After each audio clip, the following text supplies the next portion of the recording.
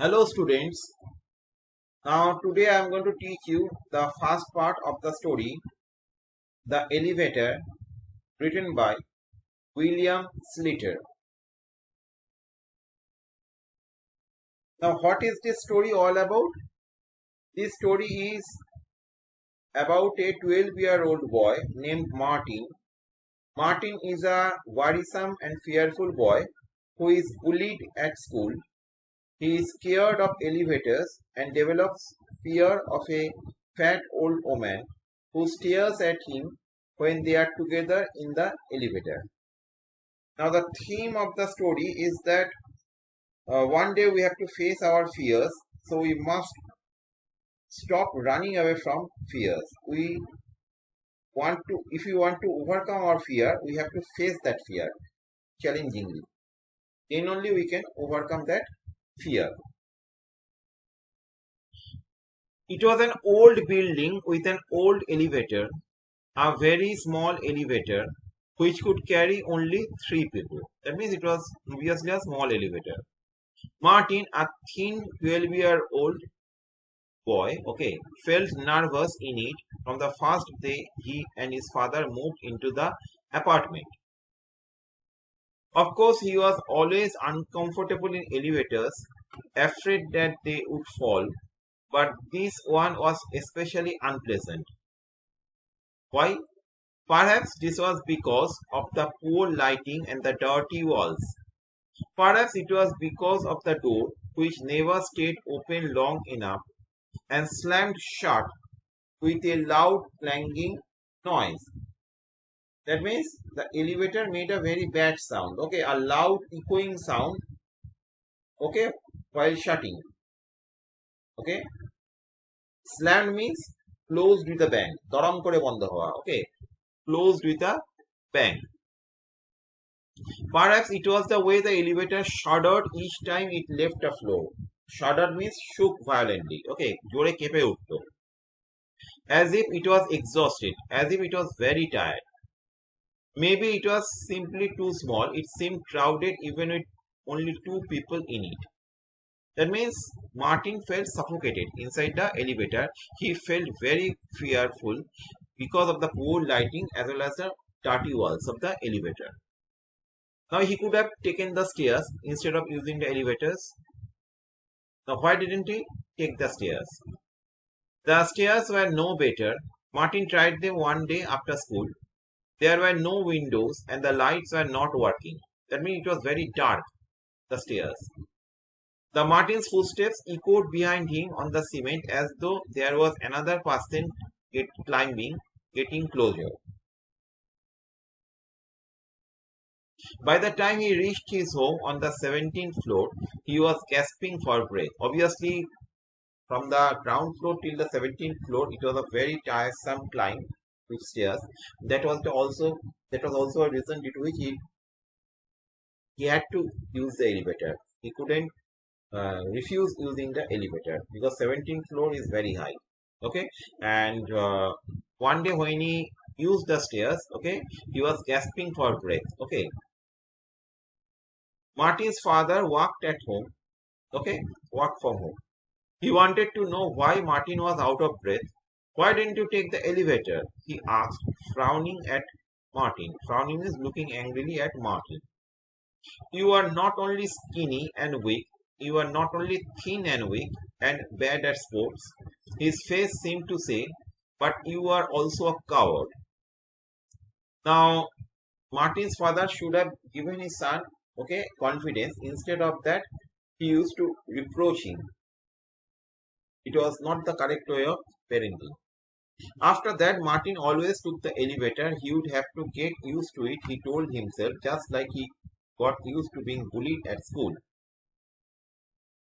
But he didn't get used to it. He was always afraid that it would stop suddenly and he would be trapped inside it for hours by himself. ও ভয় পেত যে এলিভেটরটা কোনো একদিন বন্ধ হয়ে যাবে এবং সে ওখানেই ট্র্যাপ হয়ে থাকবে ঘন্টার পর ঘন্টা। But it wasn't much better when there were other passengers. অন্যান্য যদি সে একা নাও এলিভেটরে থাকতো, যদি আরো অনেক প্যাসেঞ্জার্স থাকতো, still he felt very uncomfortable. Okay, even if there were 2 or 3 other passengers, because the elevator was very small. He didn't like to be close to them. He also disliked the way people tried hard not to look at one another, staring at nothing. One morning, the elevator stopped at the 14th floor. Which floor? 14th floor. In MCQ, you have to remember this one.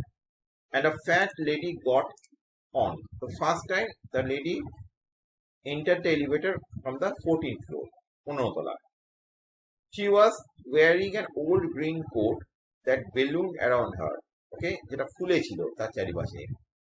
As she waddled into the elevator, as she walked lazily into the elevator, Martin was sure he felt it sink under her weight. The lady was so fat that he feared that the elevator is going to sink due to her weight.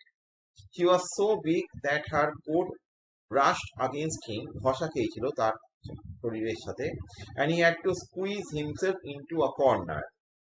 There was no room for anybody else. The door closed quickly behind her, and instead of facing it, she turned around and stared at Martin. So instead of facing the door, the lady looked at Martin.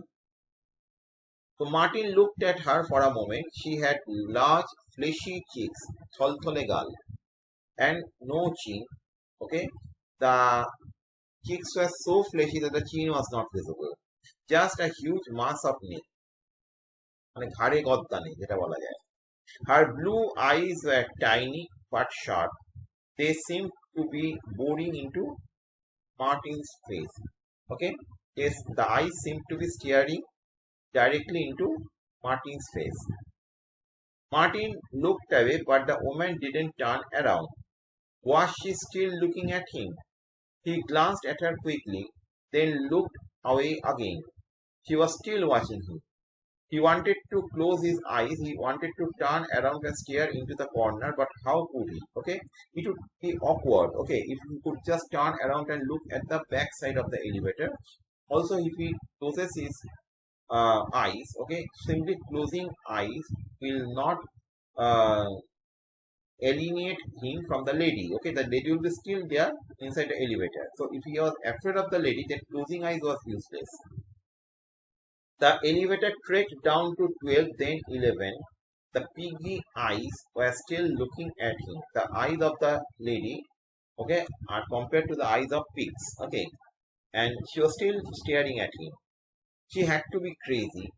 Why else would she stare at him like this?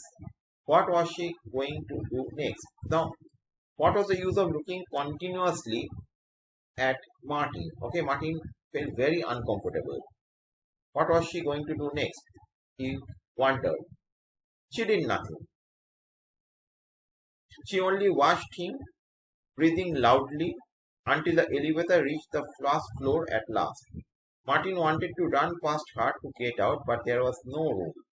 He could only wait as she turned and moved slowly out into the lobby. Then he ran. He didn't care what she thought. He ran nearly all the way to school. He was so scared that he ran and stopped only when he was in front of the school gate. He thought about her all day. So in school, he was continuously thinking about that lady. Did she live in the building? He had never seen her before, and the building was not very big. Maybe she was visiting somebody. That means maybe she lived at some other place, but she had come to visit somebody in the building. But 7:30 in the morning was too early for visiting. Okay, so he was suspecting many things about the suspicious lady. To her, she was a to him she was a suspicious lady. Martin felt nervous when he got back to the building after school. But why should he be afraid of an old lady? He felt ashamed of himself. সে একটা বাচ্চা ছেলে, সে কেন একটা বুড়িকে দেখে ভয় পাবে? ওকে, ওর লজ্জা হলো. He pressed the button and stepped into the elevator, hoping that it would not stop, but it stopped on the 3rd floor. Martin watched the door slide open, revealing a green coat, a piggish face, and blue eyes which were already staring at him as if she knew he would be there. So, first time the lady entered the elevator from the 14th floor. Now this time when Martin was climbing up, Okay, the elevator stopped on the third floor, and this time the lady entered from the third floor. It wasn't possible.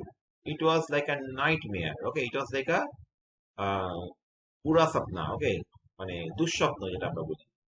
But there she was going up, said Martin, his voice little more than a squeak. Okay, in a very feeble voice, he asked her, "Are you going to go up?" She nodded. She said yes and stepped on. The door slammed. He watched her podgy hand move towards the buttons. Podgy means fat hands. Move. Okay. He watched her fat hands move towards the buttons. He pressed not 14 but 18, the top floor. And this time she didn't press the 14th floor button. He pressed the 18th floor button. The elevator trembled and began to go up. The fat lady watched him. This morning she got on at the 14th floor, so why did she get on at the third floor today and go up to 18th? The elevator seemed to be moving more slowly than usual. Martin wanted to press 7 so that he could get out and walk up the stairs, but he couldn't reach the buttons without touching her, and he didn't want to touch her. When the elevator stopped on his floor, she hardly moved out of his way. He had to squeeze past her, rubbing against her horrible scratchy coat. He was afraid the door would close before he could get out. Why? Because he was taking time in getting out of the elevator, because the fat lady had taken a lot of space, and he was behind the lady. He was standing behind the lady. He had to squeeze past her, and he was afraid that the door might close before he could get out. She turned and watched him as the door slammed shut.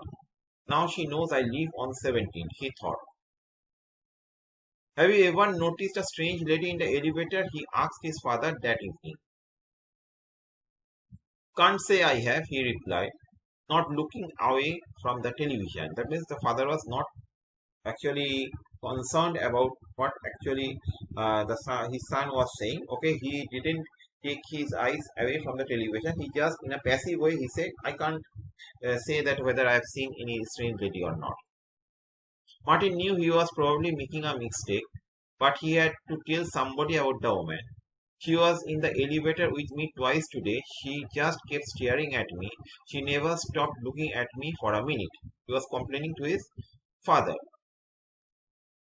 Martin had a very suspicious nature. Okay, he was really uncomfortable with the lady, and he was very fearful that maybe the next morning also he had to face the lady in the elevator. His father had not seen such a lady in neither in the elevator nor in that building. Okay, so this much for today. I hope that you have understood this portion. Goodbye.